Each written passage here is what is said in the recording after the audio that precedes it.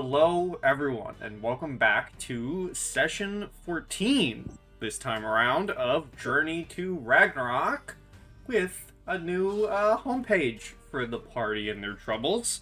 As always, we kick it off with a very special recap. Take it away, local bard. Your favorite local bard, yes. Seemingly safe, the circlet crown seer. The party recognizes ruins to shelter their rest. Then on to Thegalverdir and blood-soaked abodes, where massive monstrosity maul bodies and buildings. Following foe tracks, a bloody bear found. Tobias sees shape-changer savaged by unquiet Ursa. Astrid hurries to heal, and massive men materialize out of their hiding place, harried and hurt. Beric Stoneclaw, leader of Bear Clan, blusteringly berates heroes for intemperate interference, but changes tune when Adelbjorn attacks and hard-presses the party and accidental allies. Clan Chief's brother, corrupted by Rune Thief, with magic protection in protruding bones, ravages recklessly, bloodline be damned, until felled from fierce fighting from heroes and clan. Magicked monstrosity returns to man, malevolent markings inscribed on skin. For conscripted kin, an attempt to extricate converted to kinslaying, all unwilling. Warning of wolves, the party proffers friendship. As thanks for assisting, 2 gifts are given. The weirded Warpick, Stoneclawed the Crumbling, and dire disclosure of army advancing against Halhofen. And as you all are sprinting through the great forest, a cold wind shakes the canopy from the trees around you. You would all know that the forest allows no respite and shows no pity to anyone. But your goal is clear. Reaching Halhofen and warning the king about the threat that is about to hit the capital with the fury of a hurricane. For this reason, you look up to the sky and silently pray, hoping that your words reach the gods and that the weather doesn't get any worse. And I would like to ask the 4 of you, as you are sprinting with Astrid in the lead towards this fishing village through the great forest, please give me perceptions. Astrid, you get advantage. Hey! I will add my d4 after I roll.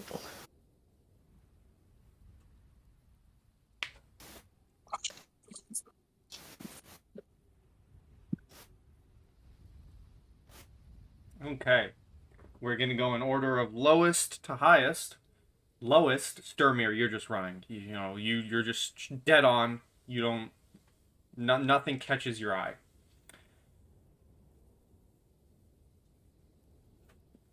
Gwyn, as you're running,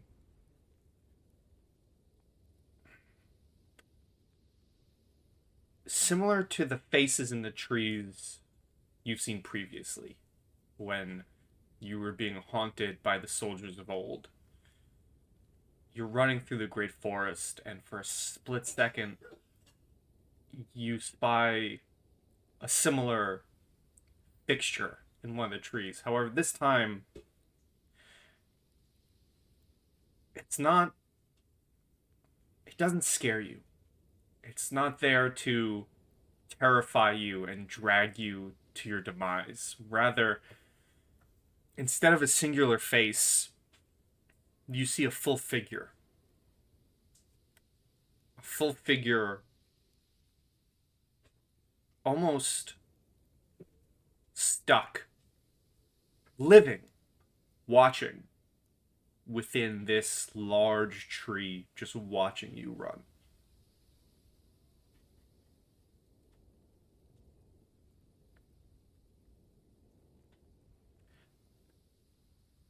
Do you... I keep going. I don't acknowledge it. I don't tell to the party. I keep running. We are on a mission, and unless this thing makes a very direct gesture to me, even though it's just watching. As long as it's not trying to make any contact with me, I keep going without any pause. Okay. Tobias, you're sprinting as well. You're running in this direction that you were told to run. You feel you're looking around in every direction looking for this village, and you see a figure. However, in the back of your mind, something doesn't feel right. You get the sense that there should be more standing and watching you, but you can't remember. However, the single figure you see as you're sprinting, you catch glimpses of them behind a tree every now and then. You look back, they're behind another tree, and then they're gone. But you see a single, large, cloaked figure just watching your path. Do you keep running, or do you look back? I do look back, but I'm still running. So give me another perception check. Okay.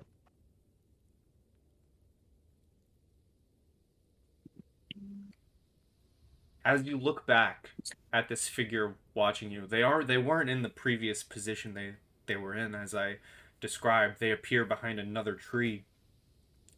However, as they're watching you, for the split second that you turn back, you swear that you see 2 ravens land on each of your shoulders. And then the figure is gone.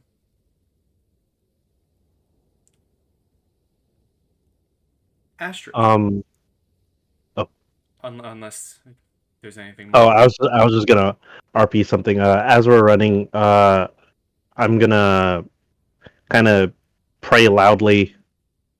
Odin, let us arrive in time. Let us save your people.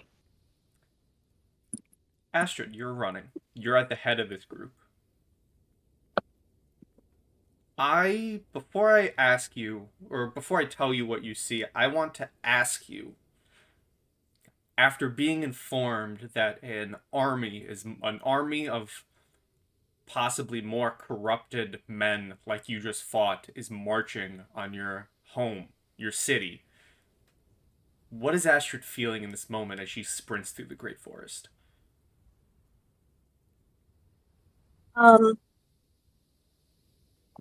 She's panicking. She's probably more scared of this than anything that they have seen so far. Because it's a very deep loyalty to her people, to her home, and that's what she's discovering, is that this feels like the worst thing that could possibly happen. And so she's got a lot of adrenaline. As you're thinking this and you're running, all this adrenaline pumping through you, and this is a callback to every other time I've asked you to make perception checks, you finally see it. You see a similar cloaked figure to one that Tobias has been talking about. And as you turn and look through the trees, you see it slowly raise one arm and point out one finger in the direction that you're heading. And I want to ask you, just like Tobias, just like Gwyn, do you keep going forward, or do you look back to see if they're still there? Oh, man.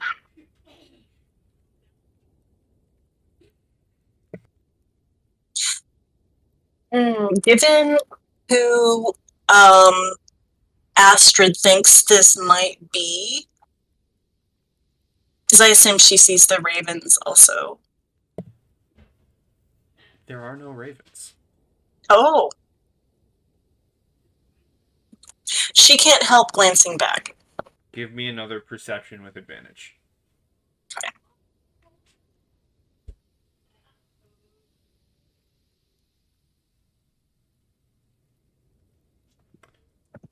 You glance back. They're still standing exactly where they were before, however far away. They're pretty far away from you. And they're still pointing. You don't see ravens landing on their shoulders. You don't see a placement where an eye might be, but you do notice that whatever figure is pointing in your direction, their mouth is sewn shut. And as you turn, you see this. You're able to like zone in on it. You see the brutal sewing closing their mouth. And just like that, they're gone. Oh. Neat. Okay. Um.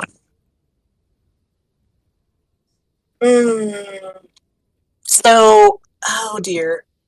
Astrid has this moment where she just wants to keep running full out, but she recognizes who that might be, so she just skids to a halt in the snow and says, "Stop, stop, stop, stop."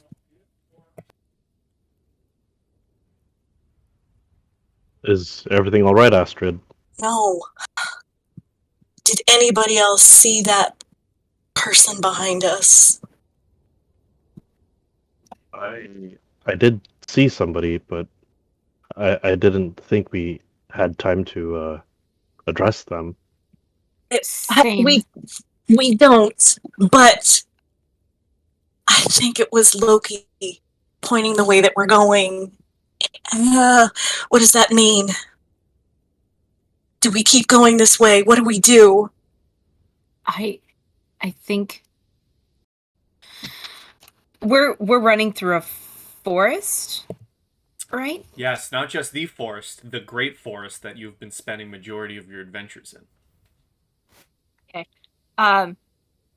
Except Gwen will the terrain in this area is more mountainous considering the journey you made upwards. But it is still Okay. the great forest.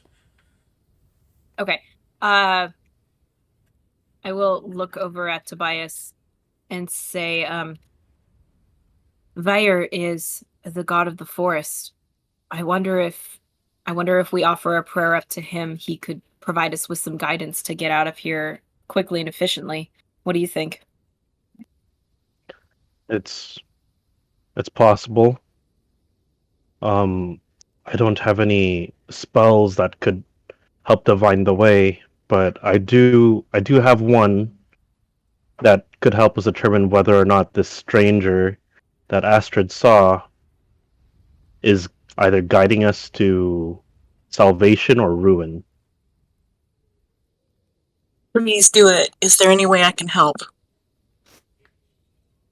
Stand back. And Tobias is gonna reach into his pocket for like some bones and kind of clear off a bit of snow from the ground. And he's gonna cast. Let me find it. That thing. Let me hold on. Yeah, Let me we all cast it. know I want that to cast thing. you. I want to cast augury. Some Wheeler woe going. I need to learn what that is. Why didn't it let me do the thingy? Okay. Astrid has gone over and is just clinging to Gwen. There we go. You receive an omen from an otherworldly entity about the result of a specific course of action that you plan to take within the next 30 minutes. The GM chooses from the following possible omens: wheel for good results, woe for bad, wheel and woe for both good and bad results.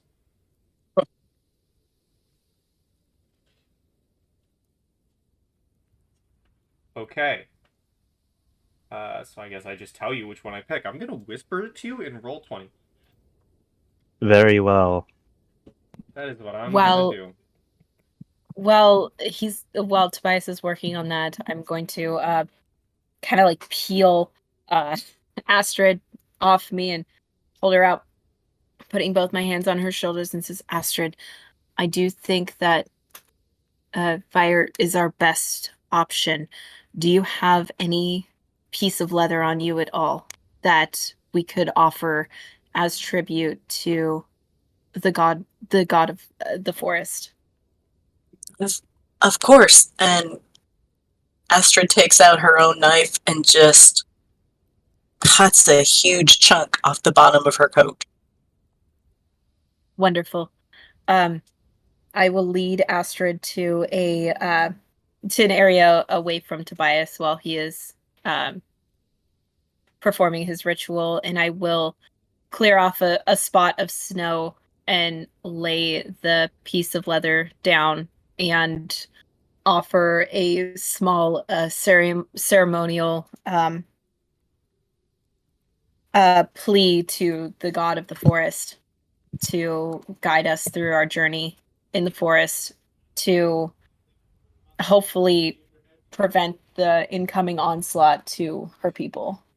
Give me a religion check with advantage. Okay.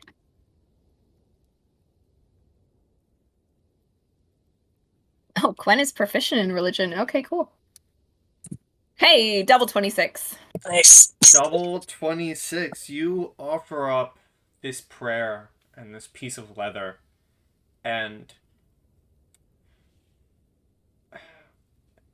if there was any bad weather in the forest right now, you would have noticed that it clear up, and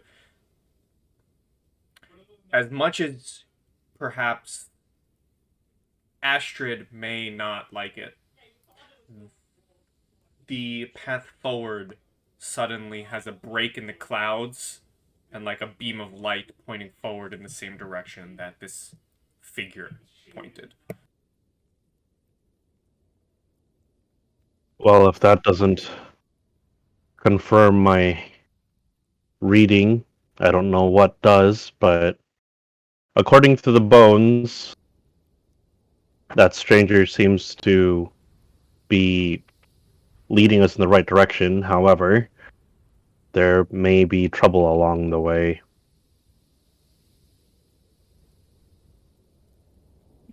Whatever trouble we may run into, may the gods watch over us.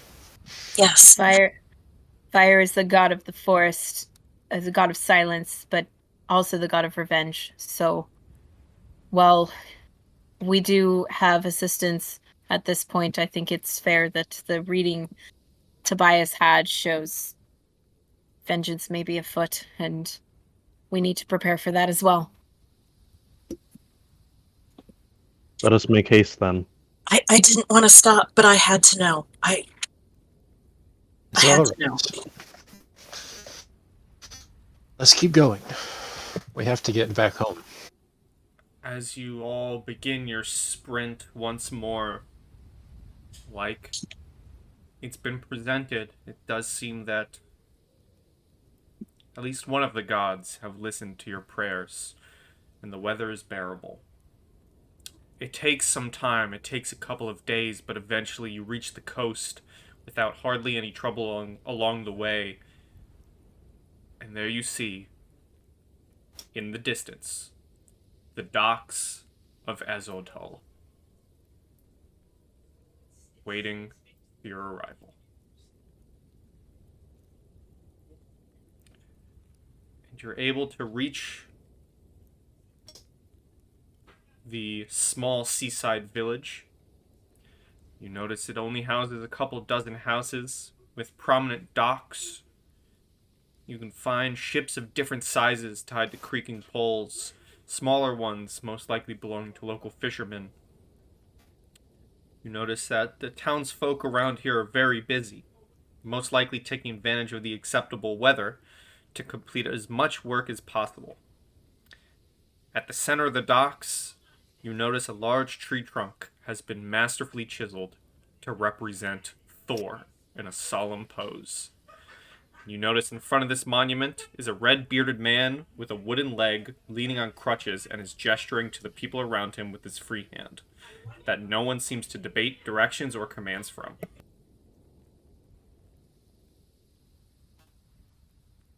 Let's head straight for him. Yeah, that's where Stormy would be heading, towards this statue and him.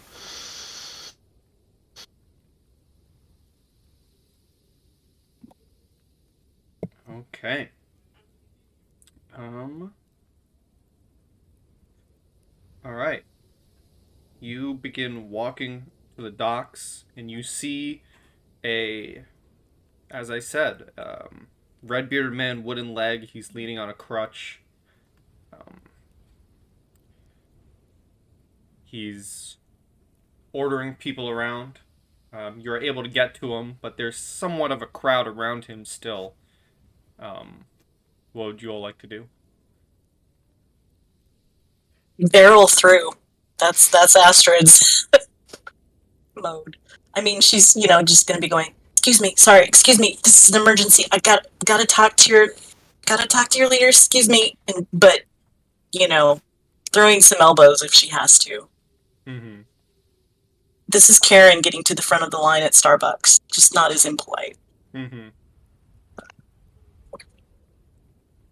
And you're able to do so. I mean, some people seem taken aback at what you're doing, but you're able to, squeeze your way and push your way to the front as the man is standing there, looking at you with a curious look.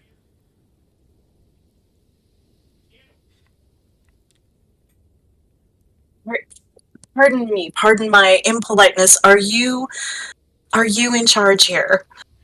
You seem to be.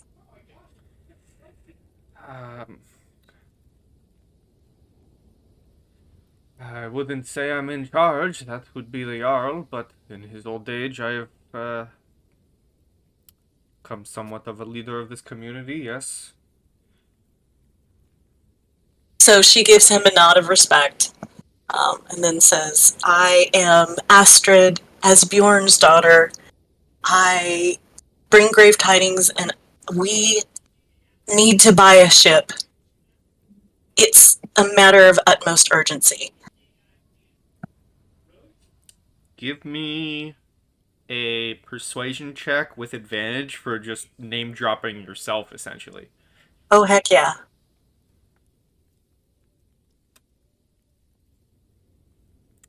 A 28. Nice. He listens to your story. He listens to what you're saying. And he grabs his crutch and he says,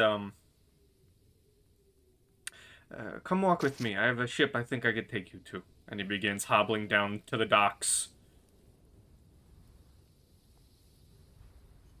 Before Astrid follows him, she does a very deep reverence to the Thor statue. Hmm. And then trots after him. I would also be doing the same, giving thanks to Thor for guiding us, watching over us. Okay.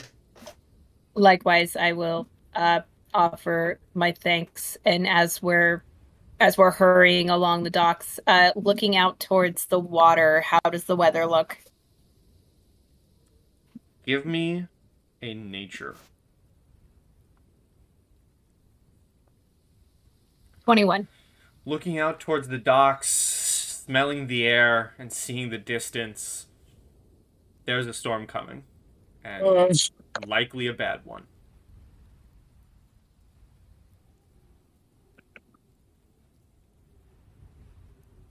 Oh, man. Exciting. Exciting indeed. But eventually...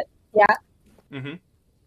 As we're running, I will say a small prayer to Njord for if weather cannot be perfect, if weather could be manageable. So I'm not asking for everything, but asking for some help. And I don't have the knowledge of what item would be presented to Njord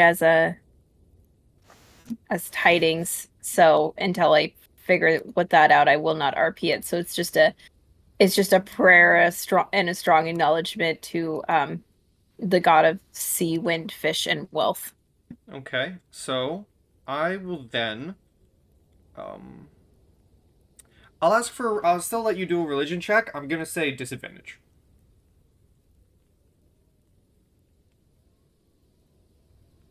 Okay. 18. Still pretty good. Still pretty good. I'm not gonna tell you the effects of it right now because you're currently not in a storm. But you feel better that you said the prayer. Cool, thank you. Eventually, this man leads you down to the docks to what you see is a large and well-equipped looking ship. Across the side of it is painted in runic lettering to spell out the name Seahawk. And you see this red-bearded man walk up.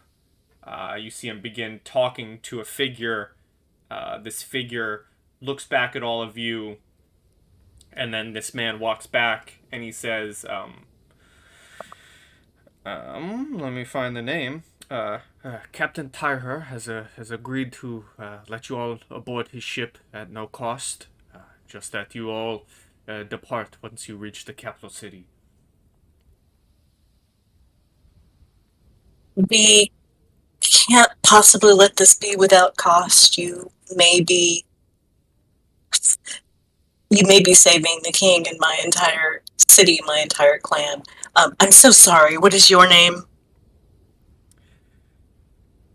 You can call me Oswald. Osfald.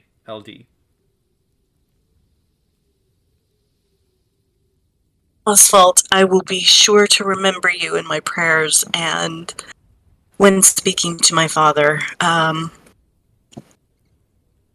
She's going to press some money on him. How much? I would like to give 50 gold to him and 50 to the captain. The comparison of the two accepting the gold is very different. The Oswald takes the gold. You see a look of like, I'm not gonna say no to this, but I feel bad for taking it in his face. The captain just, he's taking it and feels no remorse whatsoever for taking your money. Oswald, use this for your people. It doesn't have to be for you personally, but I would be shaming the gods who helped us get here and who gave us you here to help us. He nods his head, he thanks you, and wishes you luck.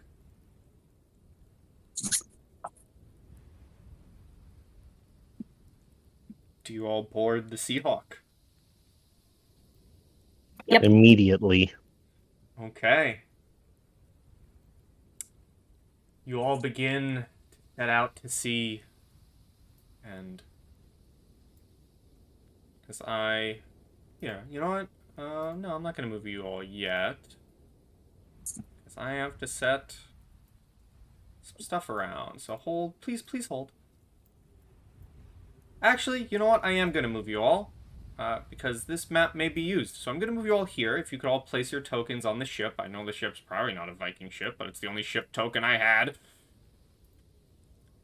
But if you could please place yourselves where you might, be on the ship. The ship does have various other crew members, as noted by the crew member tokens. Who would have guessed, right? Mm-hmm.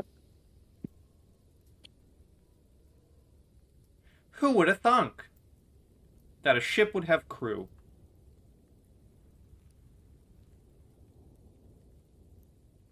You have not had a long rest, and I will let you all, going forward, know that even with your prayer, you will be in stormy weather. Due to the conditions of the storm, you are unable to take long rests. You're still able to sleep. Your character still have to sleep, but you will be unable to gain the effects of a long rest and only short rests. Did I pause the music? No, the music is playing. That's not the music I want at all.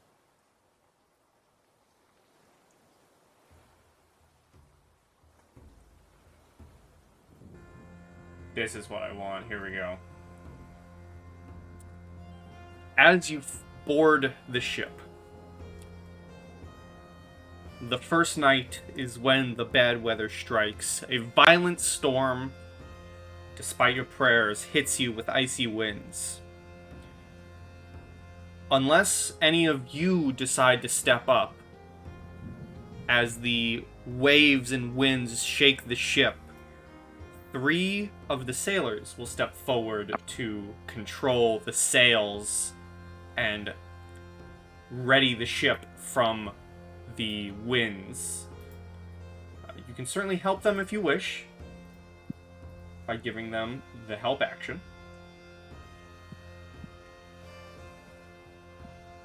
Yeah, I'd like to help.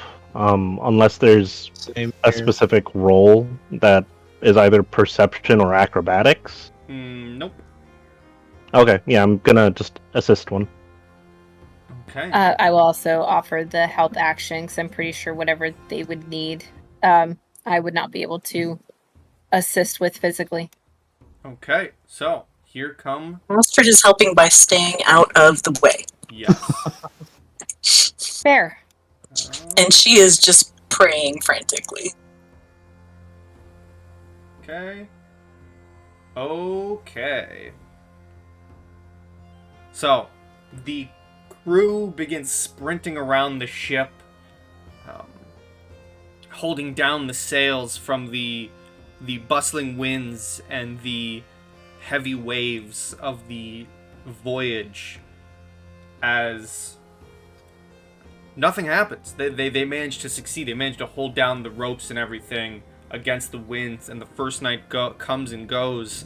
The second day comes and goes as well. However, the strong winds do feel like they're going to threaten to rip apart the sails, but everything holds up. So at this point, all of you are able to gain a short rest, or 2 even, if you wish, if a short rest gives you anything back.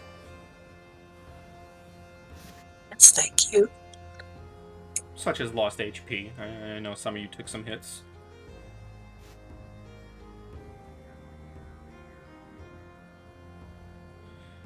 Much appreciated.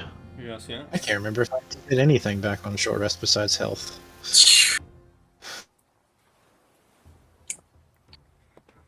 And as you're all healing, the third day comes as you pass by the coastal city of Sair Herd. Just like the map portrays, the ship enters an area of the sea that is covered in huge ice sheets that force the captain to slow down. And I am going to make a check for a sailor. Hey, did anybody else need to get some health back and didn't get as much as you would like? I'm good on my end. Okay. I think I'm good as well. Because I can do a song of rest if anybody needs it. Perception's what? Wisdom? Yes. I answered my own question. Let's see here.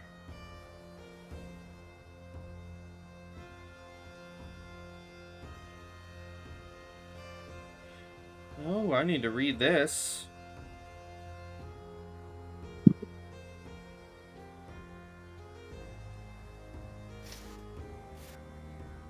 Okay, wow. That's fun. The sailor, one of the lookouts, you hear shouting from the end of the ship. "Sharks up ahead! Make a turn!" And the captain turns the ship. That sailor just prevented you guys from fighting a group of sharks. Oh, yes. Well done, sailor. That day and night goes by.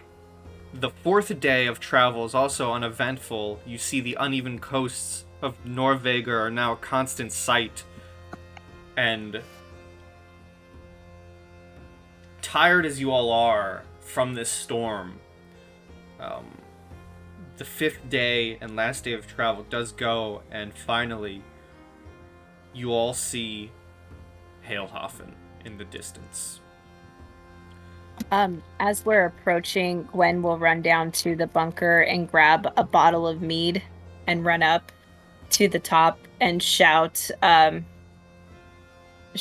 prayer of thanks to Njord and uncork the bottle and dump it out off the side of the boat as tribute. As you do that, you begin to notice that the waves are growing taller and stronger now that you are far from the coast, but your hopes are kindled when finally you spot the capital. Clinging to the dark shore like a victim of a shipwreck, struggling to stay above the water, Hailhofen is a sight to behold, considering it is a settlement of considerable size and Astrid and Sturmir's home. You see several Wish it would render houses better. and building in solid wood with thick hay roofs covered in snow are huddled around the docks where about 10 ships are docked. All around, the city is encircled by a defensive palisade overlooked by tall guard towers. The captain of your ship makes the helm turn with a rough movement, making the ship lean on its side, aiming towards the docks. The sky is now covered with black clouds, and in the air, you can smell that a storm of monumental proportions is about to hit the region. Soon, lightning, thunder, and giant waves scourge the sea. The captain struggles to keep the helm straight with the wind and the salty water lashing at his face. And now I'm going to ask all of you, I'm going to ask the four of you. Do any of you wish to seek shelter below deck, or are you going to stay up top and help out the crew and captain? I have a question. How far are we from shore? Pretty far. Can I get an estimate on travel time? How long it would take? That is hard to do. Is it longer than 20 minutes? Likely, yes. You Okay. can see the city, but you're still far away from it. Especially with this newfound storm. So again, any of you staying up top to help, or are you going down below? I think I'm gonna stay up top to help. Yeah, but I'll be would helping. it be possible, because this is a Viking longboat, right? It's single mast. Yeah, more or less. Could I tie myself to the mast with maybe 50 foot of rope? Sure, I'm gonna ask you to roll a d6 first then. Okay.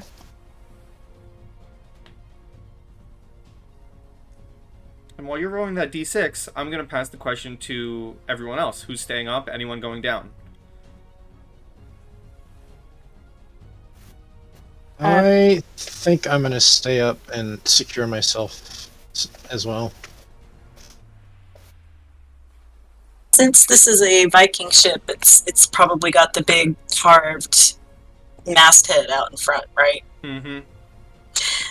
Astrid is going to secure herself to that and stand and start shouting one of the poems that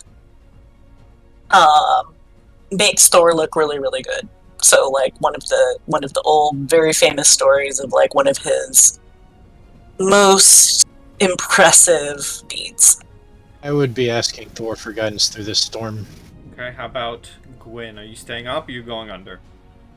I'm staying up, but I'm doing something a lot more stupid than everybody else. Oh, really? Yep. I will go to the back of the boat, secure myself to that area, and then I want to cast a spell. So whenever you're ready to deal with me, come back to me. Okay, so we're gonna start with Tobias's 2. Tobias, please give me a strength saving throw.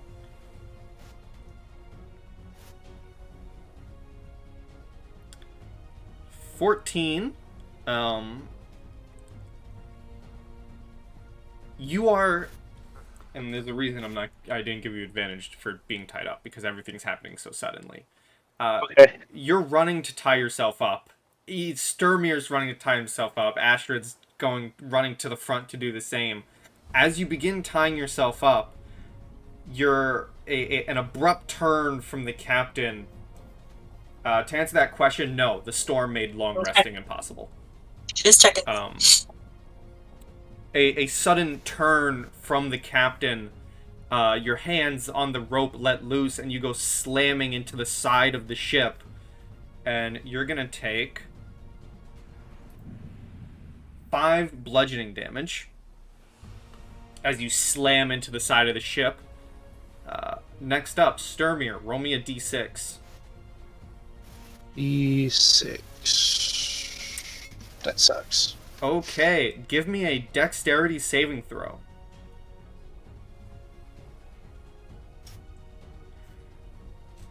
As you're running to tie yourself up, and you see Tobias get flung to the side, oh boy, a sudden lightning bolt strikes near you, and you're going to take 29 lightning damage. Jesus! Good lord.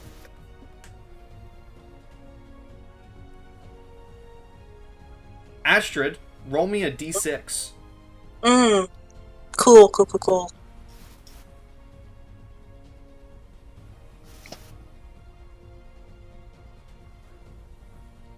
Give me a Constitution saving throw, as despite your heavy winter clothing, the freezing winds of this storm strike you.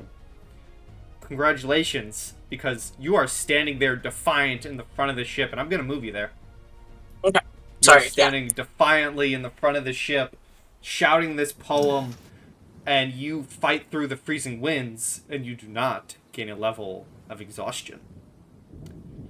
And finally, it's Gwyn. What are you trying to cast? Okay. You have to go with me on this, Pike, because it's a wild one. So I want to cast my 3rd level spell, Wall of Water. Okay. And what I want to do is I want to build essentially like a ramp for the ship, and take the back of the ship's highest point up to the 30 feet in the air, and have a wall that goes down like a ramp to basically propel the ship forward. Okay, yeah, you can do that, and I will give the ship a bonus to its docking into Hillhoffen. Yeah, no shit. I can do this twice. The concentration lasts for 10 minutes, but what it doesn't say in the spell is if I can move the wall. So I'm assuming that it's just like essentially making the water come up. Is my assumption of what I could do with it for 10 minutes? If it doesn't say you can't move it, then you can't move it, and it's stationary. So like once the ship comes down from the ramp, it stays there, and the ship is down from the ramp. Okay. So I would like to do that. Not to the point where we're like crazy excelling and going super fast, but I definitely am taking the height and the wind to our advantage and using it to propel us forward faster than how we would normally go, because it's at a slant and going whoosh. Okay.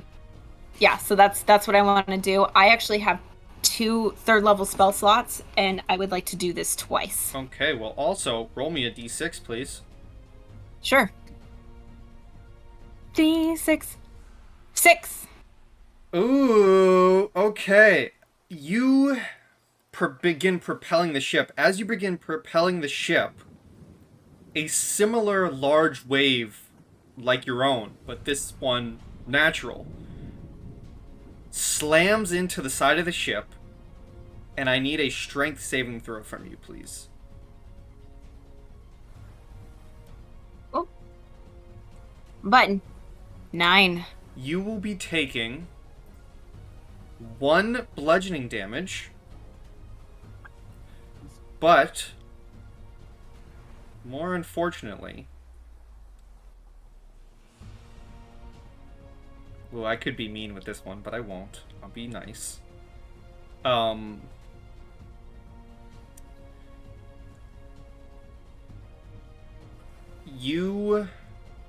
The force of this wave, and this is what it says, I'm just being honest with you, this is what it says. The force of this wave causes the character to lose an item, decided by the GM. Now, where I could be mean is it says you can lose your spellcasting focus. And things like that. I will not be mean on that front. However, you will lose your calligrapher's supplies in the waves. No! My beautiful writing stuff! And now, finally, Captain Tyher will make a check to steer the ship into Hailhofen.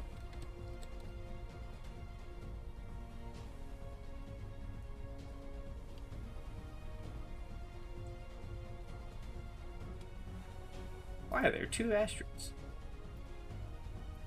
What? There are 2 of yous. Why? I don't know. Oh, maybe it's one that you Yeah, let me put out, remove and this then old I one. actually managed to Can do you it right control this both time. of them? Can you control one of them? Be funny. I'll remove the one at the front of the ship. But that's where I am. I can control both, yes. Okay, then I'm gonna get rid of the one back here. Nobody wants 2 Astrids? Fine. Nope.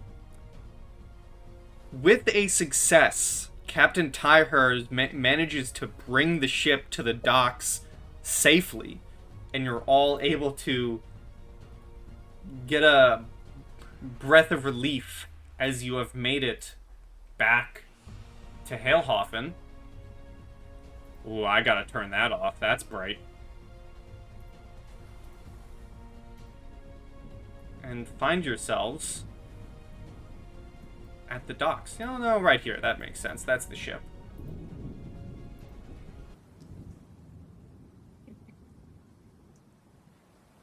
Astrid takes off sprinting.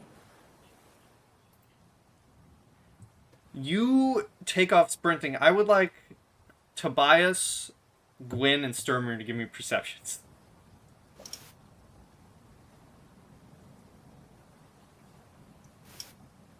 And a D. You guys see her take off sprinting, and you see like a pair of guards moving in to like intercept this sudden arrival, and like she just absolutely blows past them, and the guards are standing there like, what do we do? What just happened? I will be going right behind Astrid. So I see them thinking this, right? I'm just gonna yell at them. Yeah, so what I'm As picturing a princess, happens, don't do anything. due to the speed at which Astrid sprints forward, basically like leaving you all in the dust. All of you are still standing on the ship. And you see Astrid absolutely blow past these guards, and then you all are watching these guards standing there in confusion, still on the ship.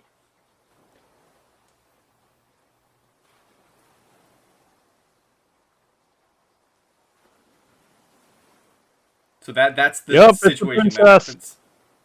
Yeah, I'm just gonna follow after, yelling that stuff. Okay.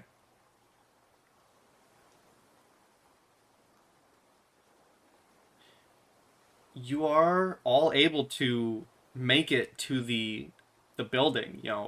Once things have not calmed down, but Astrid, you are able to make it to, your father's longhouse and the capital point of the city. Where I'm screaming for my father. yeah, you burst in and you see your father, King Asbjorn, sitting on his wooden throne. It is a masterfully engraved with typical Norse knotwork. And you would see him like immediately jump upwards at the sudden arrival. You would see his royal guard. What's the actual name for them? Royal guard. There's a name for them. Stand up with their weapons at the ready at this sudden intrusion. You would also see next to him his wife sitting in a similar throne. But this one embellished with golden details. Honor guard, that's what they're called. You see the honor guard ready their weapons, but once he lays his eyes on you, King Asbjorn lowers his hand and all the guards go back to position as you have the floor, essentially. I come in, not directly behind, but shortly after. I was going to say, you are... Yeah. You would definitely... I don't even think shortly after. You would maybe be like 5 minutes behind Astrid running through this giant city. She sprinted. So, I just basically fling myself to the ground. I'm just so relieved that we made it first and that my father is alive and that, you know, the city isn't burning. And I just grab him kind of around the knees and just sobbing and out of breath, and just choke out, Father, we're about to be under siege. You must make ready. You've got to make ready. He looks at you and walks over to you and hands out his hand. I take it He and sort of throw myself, Yeah, you know. he would pull you up into an embrace. And I would say a little bit goes by, eventually the rest of you sprint into the building. Astrid is absolutely snot crying and still just, Father, please send out the I word. Bow before King and say that what the princess speaks is true. Let me guess. Man covered in tattoos, surrounded by bright runes pulsating with power, at the head of an army of monsters, fools, and renegades. You are wise indeed, my king.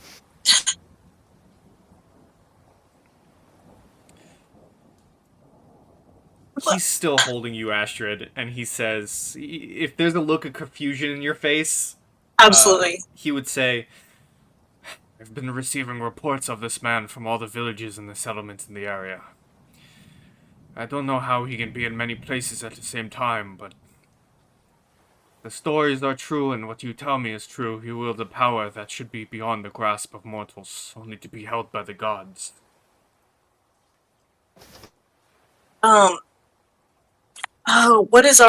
I'm so sorry, what is our seer's name that sent us? Thorgest? Thorgest, yeah. Let me glance around for Thorgest. Give me a perception. Okay.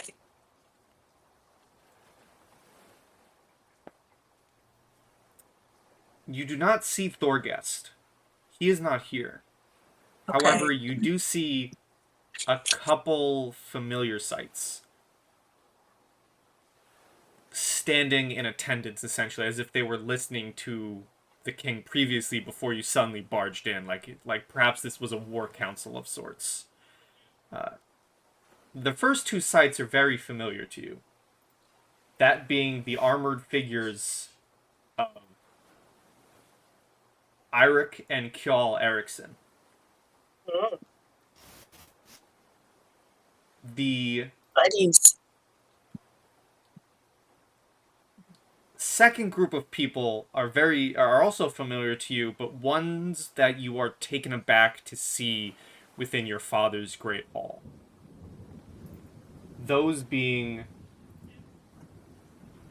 the trio of wolves. Oh. Okay. Berfin, Kenarl, and Oleg Greytail are in the court of King Asbjorn. Oh dang, that's huge. Yeah, that's actually big. Yeah. But you do not see Thorgest, no. Okay. So, And Father... I'm just gonna give you one quick thing. Okay. With that 15, the twins are absolutely excited to see you. Oh. Like, they have a look on their face of happiness, but you also see the look in their face of, we can't interrupt this moment, otherwise the king will likely cut our heads off. Yes. Later, boys. So,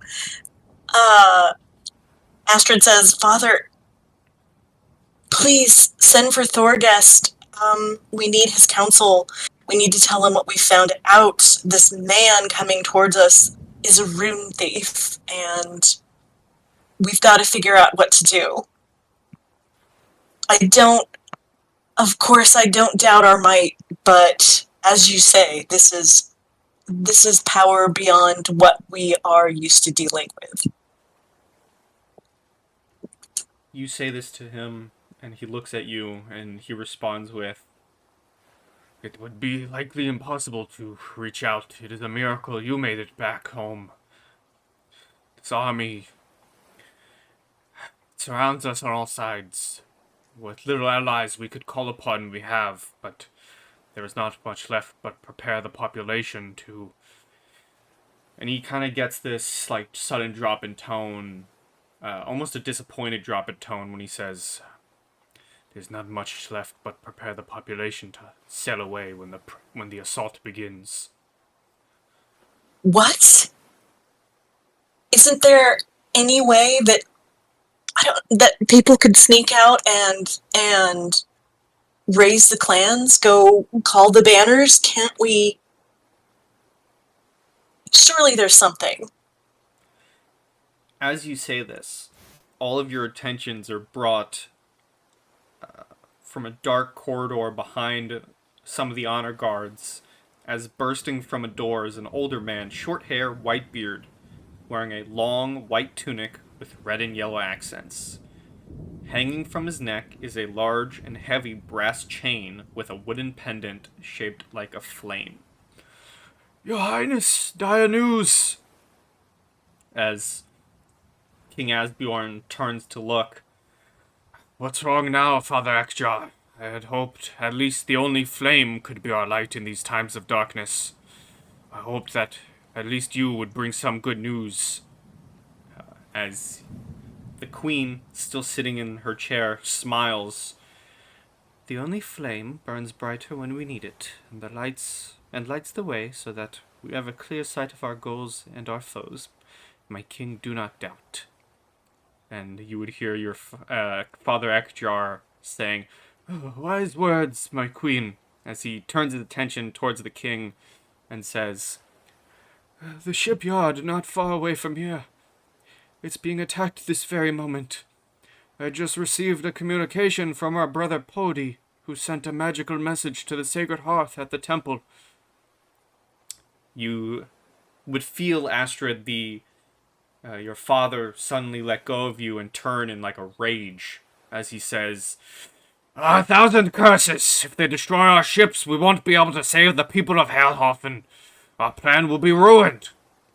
As the queen says, "My king, do not get angry. Can't we send some soldiers?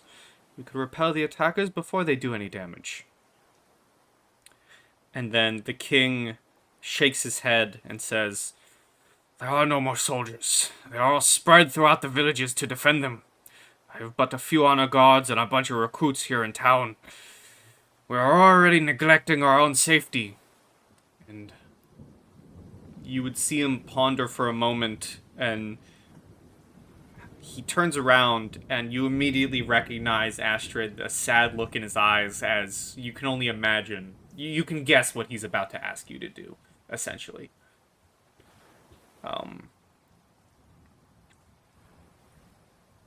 He puts a hand on your shoulder and says,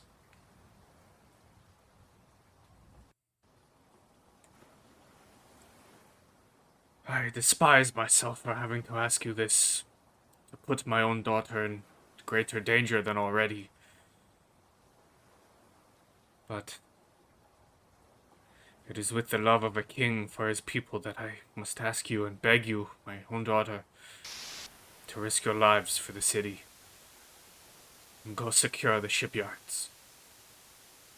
My king, we will do whatever we need to repel these attackers. What Sturmer says is true, Father. I answer not as your daughter, but as one who works for the people. But I will tell you, Father, find me Thorgest, and we go to do this in the name of the old gods, not in the name of the flame. And she just glares at the queen. Give me an intimidation with advantage. Ooh! Oh, yes, do it.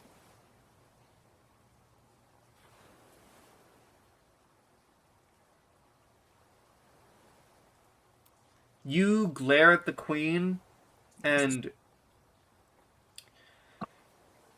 it's not so that she is intimidated. It's more so she's taken aback by it and just returns a sour look at you. One that you've likely seen many a time. Oh, massive hair flip.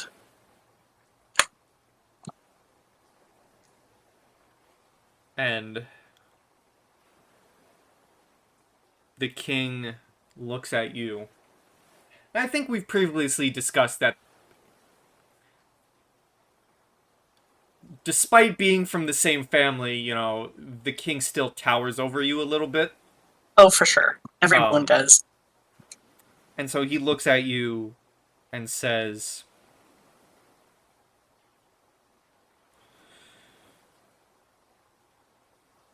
I thank you for your actions. There's not much I can offer you and your group, but I can give you some supplies. Shipyards are of utmost importance if we wish to save the city. I would ask that you head there immediately, but if you need to rest, I understand that as well. I will tell my men to begin some preparations for your journey. How far away are the shipyards, Pi? The shipyards... the shipyards are far enough away, and with the urgency, likely not enough to warrant... not enough to give you a long rest, I should say. Not. Yeah. I just need to get my health back. That lightning. Yeah, I was just gonna say, I think, Astrid just takes a moment and looks around at, you know, kind of these people who are unexpected and just sort of the hall in general and says, who's with us? Just very calmly but firmly.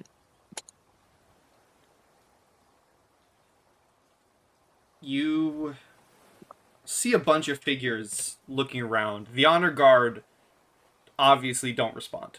They have to remain to protect the king. However, you see the two twins immediately look at each other, look back at you, look back at each other, and they begin walking in your direction. I nod at them, and then I turn my gaze to the wolves. The wolves... How would the wolves respond? The wolves...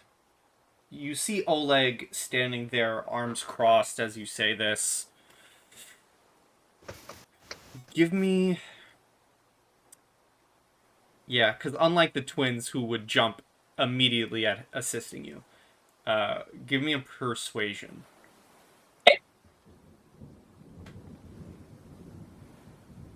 Wow! Wow!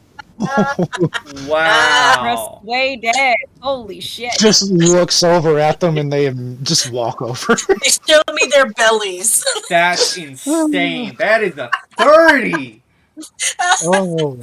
Someone put that in the chat. That needs to be Oh, documented. hi. Yeah. Oh my god. Well, think of it this way. I completely effaced myself to these wolves to make sure they didn't get killed. And they know that. They know that. You... Alpha female, hi. You look at the wolves. You look at Oleg, who has his arms crossed. and you see him talking to both of his archers. You see him whispering to both archers. And he nudges for both archers to join you. All right. When the archers approach, one of the archers, Kenarl, says, I guess we're going with you. Oleg is going to remain to bolster the traps around the city. I think Astrid will nod to both of them and then just stride right over to Oleg and offer him, her arm for forearm, whatever. Whatever those are called. Predator handshake. Mm-hmm. He accepts it, and he pulls you in, and he says, I admire your strength, Odin's Eye, but know that I still dislike you and your kin, which is why I'm not coming with you. However, I'd rather work with you and see that our homes stay standing than see it all burned to the ground by disgusting magics. And then he lets go. I just say back, your dislike of me and mine is honest and straightforward, and I honor you for it. And still thank you for your help. Okay.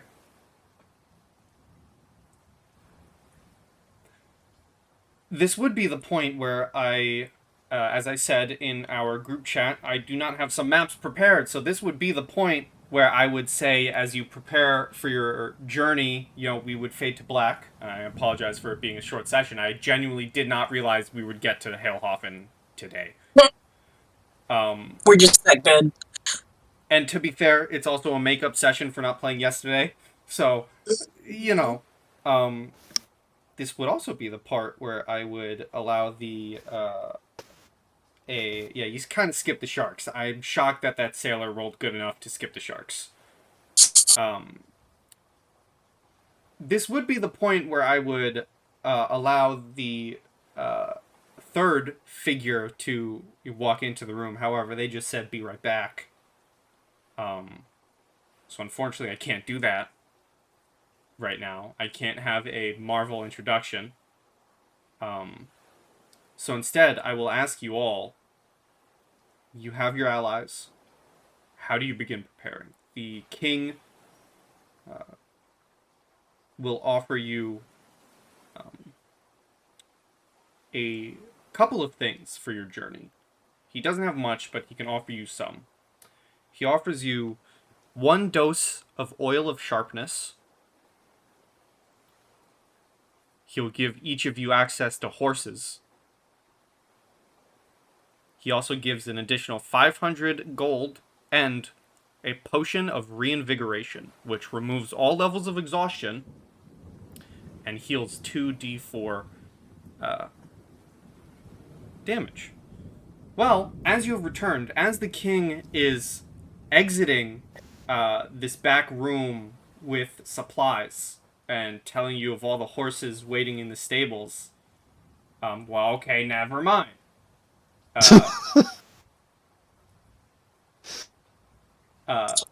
He hands you all of this stuff and begins talking to you, asking you how you're going to handle this, essentially, asking battle plans. I don't know. Hang on. And he himself would tell you the layout of the shipyards. They are in a ravine of sorts. You have to go down into a ravine, mountains on either sides that go into the water, where several buildings are. So it's kind of I like would- a choke point. Yeah, I was gonna ask if there would be any weaknesses we could exploit. Yeah, he would tell you that it's single entrance in, single entrance out, other than obviously sailing.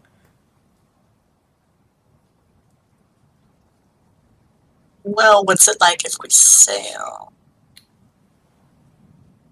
You I probably mean, with the atmosphere. Give me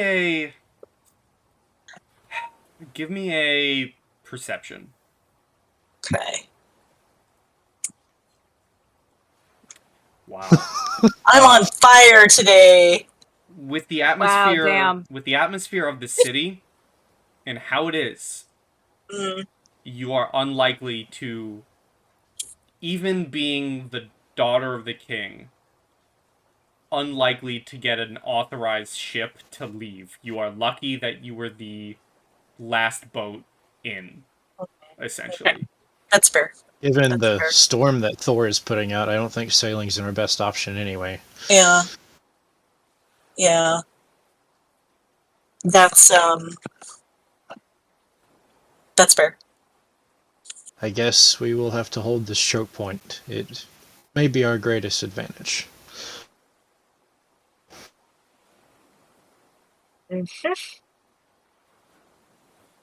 I would offer my hand to shake the king's hand and say, I wish it were under better circumstances, my king, but it is good to be home. He would take your hand and welcome you home.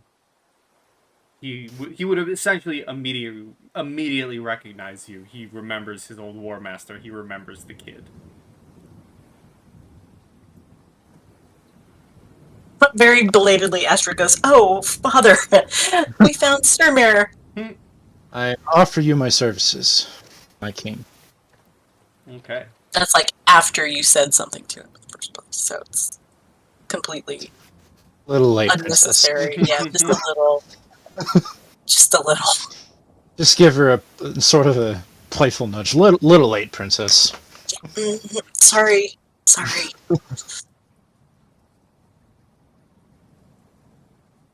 I can give everybody an extra, let me roll it, d6 for short rest this time if you need it. Okay. Well, as you're all short resting, here is where we will finally have this moment. As you're all short resting, gathering these supplies, talking with the king, from a back room, finally, walks out a new figure, one that, even with history checks, none of you would recognize. Walking out from this room, would you like to describe yourself? Yeah. So walking out, like you see this like hunched over old lady. You don't know whether like she's actually like big or if her clothing is just very loose. It's hard to tell because it could kind of go either way.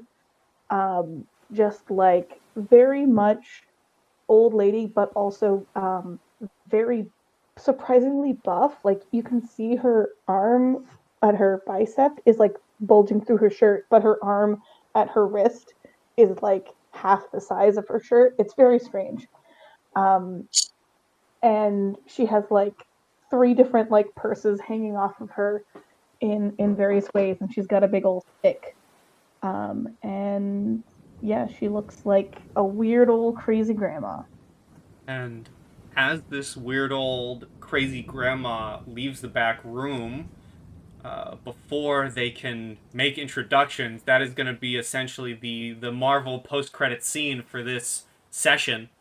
As we Zooms in on her face. yeah, as we fade to black and end it, welcoming the newest member of Journey to Ragnarok. Yay! Yay, welcome! I'm not allowed to be singing, sorry. No, you should definitely not be, and rest that voice for next Welcome, time when you welcome. can properly introduce your crazy grandma. Oh yeah, I'm very excited for Crazy Grandma. But for now, But for now, short session, because as I said, I was not preparing you all to make it back to Hellhoffen so quickly. I was preparing for the sailor to fail his role and for you to fight sharks. We just jumped them instead. Yeah, you kind of just skipped over my damn sharks.